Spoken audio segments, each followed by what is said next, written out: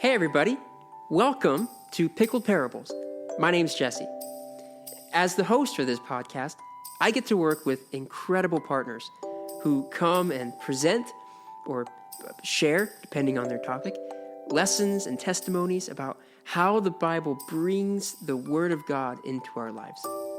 I think it's super valuable for us to hear different Bible teachers come and present because each lesson is then unique and we get to hear different perspectives. Each person comes with different life experiences, and we as listeners are exposed to the work of the Spirit as He works in and sanctifies and leads these mighty people of God. Today, Hunter Hoover has come to share an excellent lesson about the biblical understanding of grief. So I'll turn things over to Hunter and let him take it away.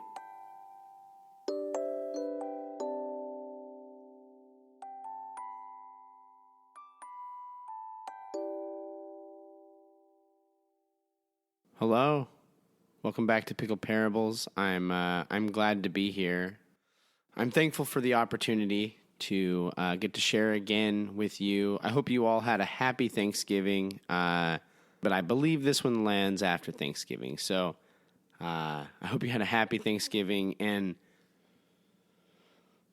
if you are like me, Thanksgiving is this thing that takes place in the middle of the Christmas season. And what I mean by that is because, like, my family, we are the type of people who put our Christmas decorations up early and take them down late. So to give you some perspective there, and one of the things that I think just goes with this season, and for some reason, it just kind of goes with the Thanksgiving and Christmas season, and that's Charlie Brown. The Thanksgiving and Christmas specials from the Peanuts gang really do well to communicate and capture the nature and the heart of these seasons. Namely, just thankfulness for our blessings and celebration of the birth of Jesus, or as the Peanuts says it,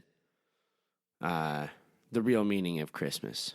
But Charlie Brown is also well known for something else, and in many ways, it's his catchphrase. Good grief. It is the holiday season indeed. And while holidays are, for most people, a time of great joy and celebration, there are others who experience it with a sense of loss. This time of year, we often begin to spend more and more time with family, often family we haven't seen for a bit. And when we interact with these family members, and often when we interact with our past family traditions, we can be reminded of those members of our family and our loved ones who are no longer there to celebrate those traditions with us. I want to get ahead of the ball here and just say, I think and I firmly believe that it is possible to be overcome with joy and praise and celebration for God this time of year and still experience these feelings of grief. Those two can go hand in hand. And as I was thinking about what to share, at first I thought, hey, I should share something on thankfulness. It comes out so close to Thanksgiving. But as I was thinking about it, life occurred, and a family member of my wife, who is really a family member to me, has passed. And as I'm sitting thinking about things, and then later on after the passing, I'm standing at this pretty rowdy worship night, and I'm just kind of like letting the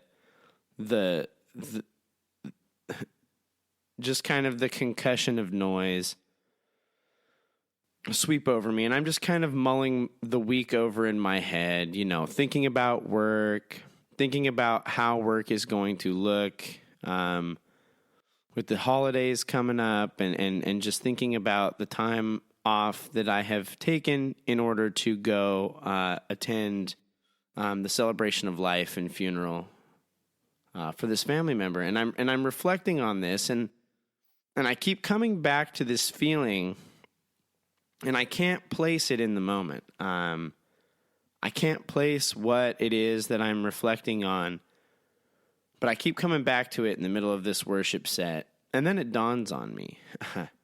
As everybody's singing what is pretty much an upbeat and up-tempo worship song, and as the gentleman leading is getting more than into the music himself, I realize that what I'm reflecting on is grief. Grief. And you might hear that and you go, well, okay, yeah. Leave it to Hunter to take the worship set to be the time that he, I don't know, decides it's time to look at grief. But yeah, I don't know. It's what was in my brain. It's what I was kind of thinking about and praying on. And so I'm going to continue to follow Jesse's good advice and share from where I'm at. So Ecclesiastes 3 tells us that there is a time for every season and matter of thing that happens under heaven. Ecclesiastes 3, starting in verse 1, says, "For everything there is a season and a time for every matter under heaven.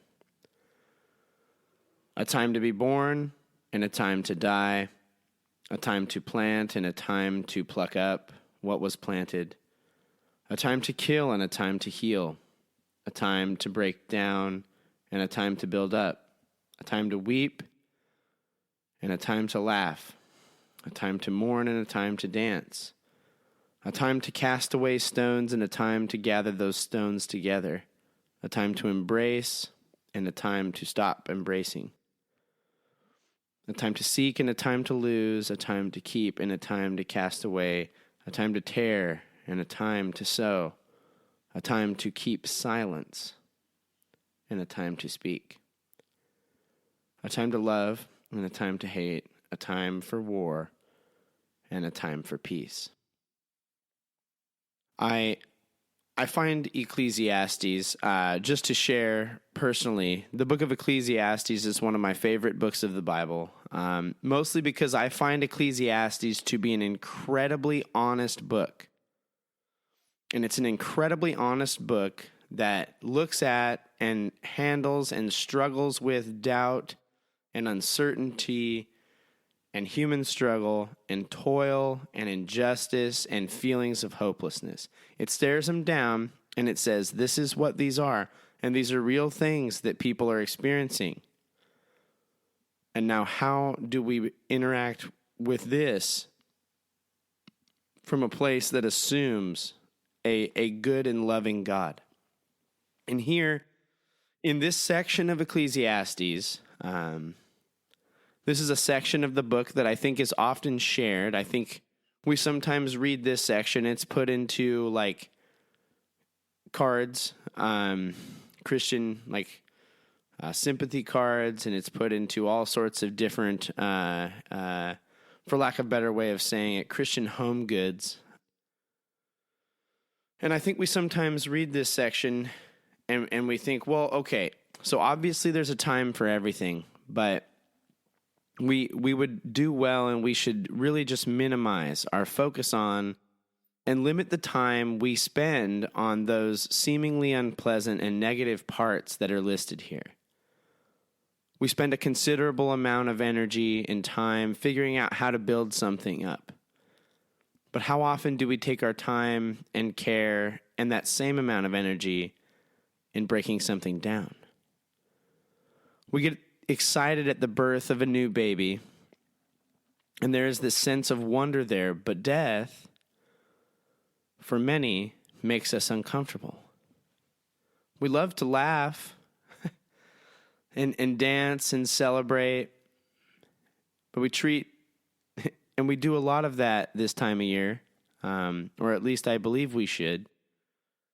But we treat the seasons and times of mourning and weeping as just these mere hurdles that we have to clear in between two seasons of celebration. And in doing so, we don't give enough attention to grief. And I don't want to make it out that Ecclesiastes and in it our God is saying that we should have some emotional response to these things. Rather, that they have a time and a place. Like, we should not have the same emotional response to the days of rejoicing as we do to the days of grief. We shouldn't have the same emotional response. But both have a time and a place in not only the human experience, but the spiritual life of a Christian. And if we seek to just minimize the bad emotions and the bad feelings of these when we are in the midst of them, we are not being true to the nature of the book of Ecclesiastes, which, as I shared, it seeks to tell the truth even when the truth is challenging to be told. So then, there is a time to grieve. And maybe perhaps grief, or appropriately going through grief, could somehow be good. In the book of Job, which we have mentioned many times here on Pickled Parables, it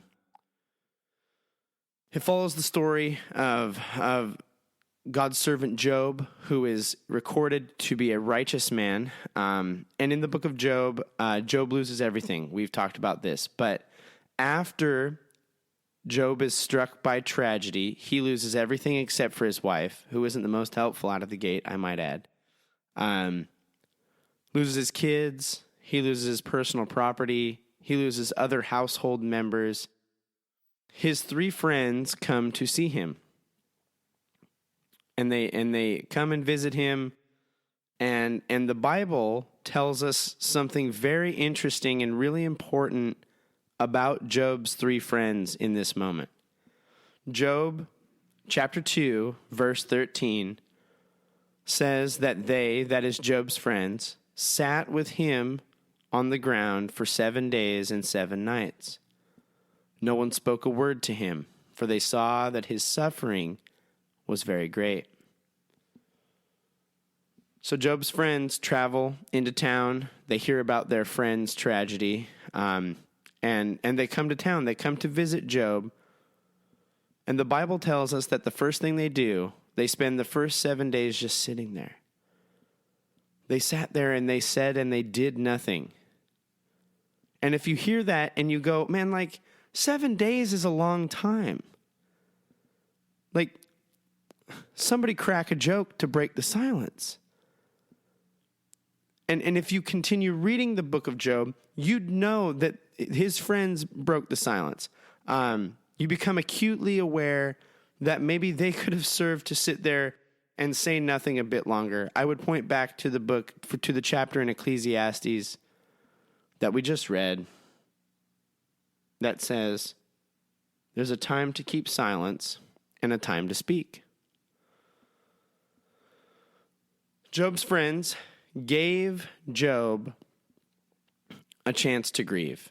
And this act of just sitting there is probably more helpful than the words they offered Job in a time to observe the season of grief. Them just giving Job the space to grieve what he had lost is probably more helpful than any of the words that they gave to Job the rest of the book. In Paul's section in the book of Romans, towards the end, Romans chapter 12, Paul begins to discuss these general instructions for the Christian life.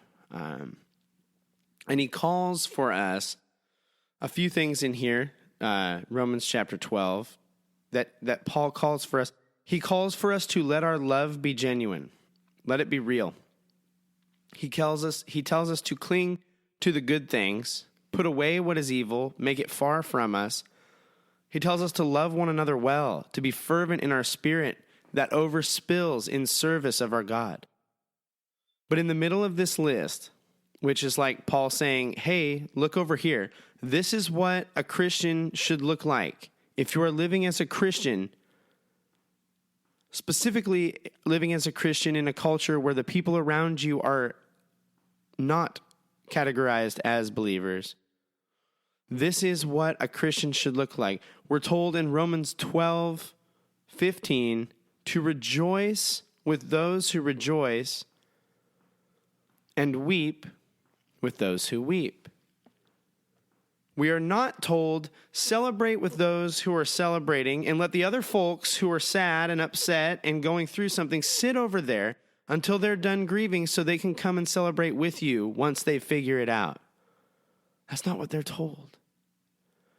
It doesn't say go and tell the person who's going through something and weeping about how they should not be weeping and how they ought to have joy for some reason in that moment.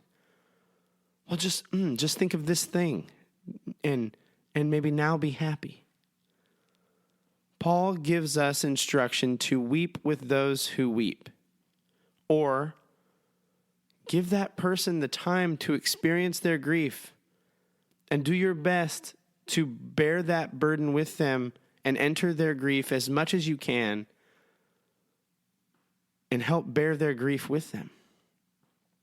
I believe there's a specific type of grief that is produced by loss. In church, as our church that I attend and work at, we have been working through the book of Genesis, and our pastor has recently finished preaching on Genesis. And one of the things that I was struck by as our pastor preached through the book of Genesis this time was how often, how frequently the Bible records the death, and more importantly, I believe, the burial custom of the family of the person who passed away. The death is discussed, but so much so, and so much more also is the burial. Genesis, there's the page turn. If you're listening for it, here we go. Genesis chapter 35, and starting in verse 19, records the death of Rachel. Genesis chapter 35, starting in verse 19, it says, "So Rachel died, and she was buried on the way to Ephrath, that is Bethlehem, and Jacob set up a pillar over her tomb. It is the pillar of Rachel's tomb, which is there to this day. Then Israel journeyed on and pitched a tent beyond the tower of Eder." I'm just going to stop there. Here, the death of Rachel is described, and her death is described in merely 3 words. It says, "So Rachel died." But what follows is rather a description of her burial. It says that Jacob buried Rachel and set up a pillar over her tomb. Now, there is this Jewish tradition and an old Jewish custom that's kind of been lost. It's not practiced by all Jewish believing or Jewish cultural families today. Some may still practice it. I'm not going to rule anything out here. But I believe it's a custom that could be of value to us, or at least we could learn something from it here. And in some ways we still practice it, but we practice it in a way because as in this custom and in this tradition, as the family member is lowered into the ground, the family takes on the task of physically moving the dirt in to bury their relative. This can take a long time, and it's a physically taxing thing. But in the task, in the actual doing of the thing, they process grief. Jacob buried Rachel. And it says after burying her, it says that he set up a pillar over her tomb. This is work. We don't get a perspective in reading how long this took, but I believe it took some time. Like, he had to make this tomb. He had to gather what he set this pillar up with. So while Jacob grieved, he made himself busy.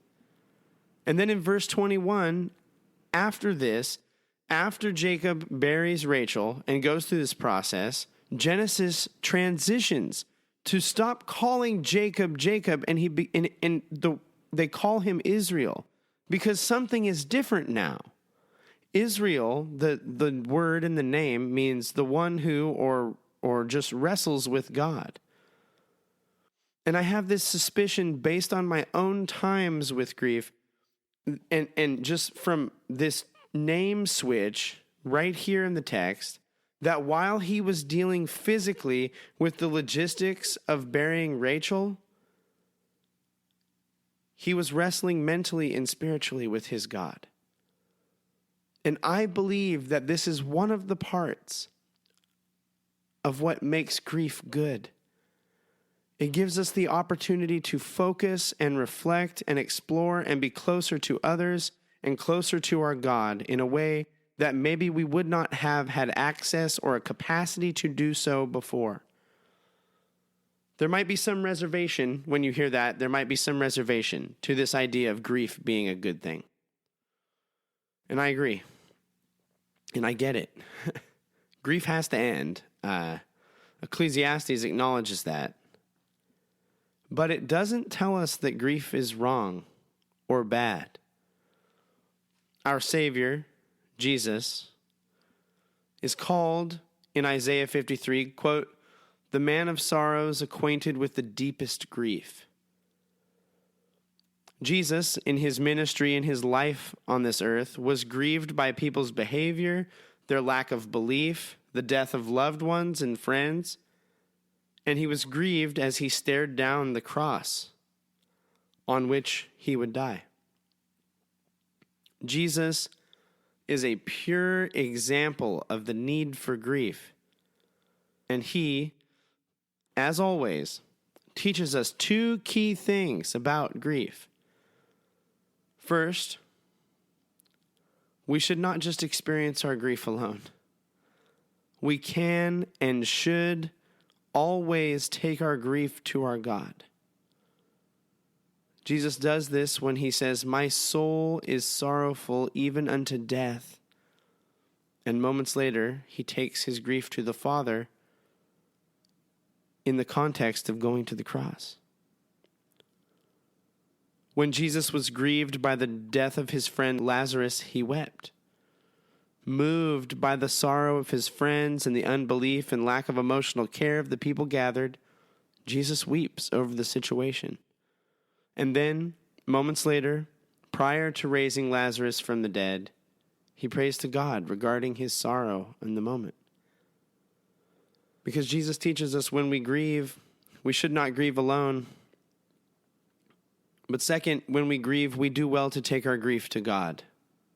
Psalm 34:18 tells us that the Lord is close to the brokenhearted and saves those who are crushed in spirit. There are countless psalms that serve as examples of God's people taking their grief to God, and God being this loving and caring God who listens to their grief and responds in a way that brings comfort, or if it is not a comforting way in the moment, brings peace in the midst of uncertainty with grief. In fact, the Bible spends a rather considerable amount of time talking about grief. The entire book of Lamentations seeks to communicate grief over the tragedy of the people of God that came upon them due to their own failure to worship God. The book is very honest, it's very sad, and is in itself a grief cry to God. And my point in highlighting all these things is this: the Bible holds grief as valuable. It holds grief as a process that we go through. And in all these things, you might be thinking, well, okay, but how can grief be good? Get real. This isn't Charlie Brown. This is real life. Grief, in the moment, gives us an opportunity to call on and draw near to the God of all care, wrestle with God longer, and take stock of what is valuable. Because James tells us when we draw near to God, God will draw near to us. Grief gives us a chance to one day have something to reference when we get to support those who are grieving. Our God gave us each other to bear burdens and need our burdens bore. That includes when those burdens are filled with grief. Grief gives us a chance to process. It's not a box we check or a Band-Aid we rip off real quick so we can get back to life.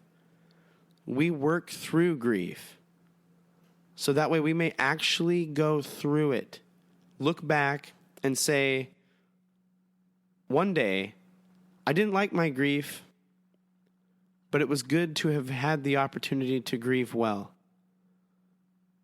Because if we don't grieve and we don't weep and we don't mourn, specifically when it is the time and season for those things, then when it's the time and season for laughing and dancing and supporting others, we're not ready. So, God gives us good grief. Not because it's enjoyable, or because we should spend as long as we can just sitting in it, or to make us feel helpless or hopeless. God gives us good grief because He knows we need to work through loss so we can come through it better equipped, better fortified, having a deeper relationship with our God and the people around us. And my prayer is, if you have experienced grief or are experiencing grief, or God forbid one day will experience grief, that these can be true for you. Last year, I want to say grief looks different to different people. We can see that in Scripture. Job sat and kicked it for 7 days with his friends, and Jacob built a pillar. If your brother or sister grieves different than you, I'd encourage you to take a leaf out of the book of Job. Just sit with them. Give them the appropriate space and time to grieve the way they grieve. Some people grieve through staying busy, by being by themselves. Others make plans. They get social. Others grieve quietly. Some add work to their grieving. Sometimes we grieve in the middle of a worship set as we think about those who will be grieving much more than we will. However you grieve with the people who care about you, who love you, and who can point you to a deeper relationship with Jesus. And grieve with your God. Take it to God. Tell God about your grief. Because no one cares about you or your grief more than your God. God bless y'all. Thank you for listening to Pickled Parables. If you enjoyed this message, please rate us, subscribe, and share with your friends. If you're interested in more things like this, check out our secondary podcast called My Dusty Bible. To stay up to date with all things Parable, follow us on Instagram at parable_ministries and visit our website at parableministries.com. Parable is a volunteer organization, and we would deeply appreciate your prayers. Thank you for joining us today. We'll catch you later.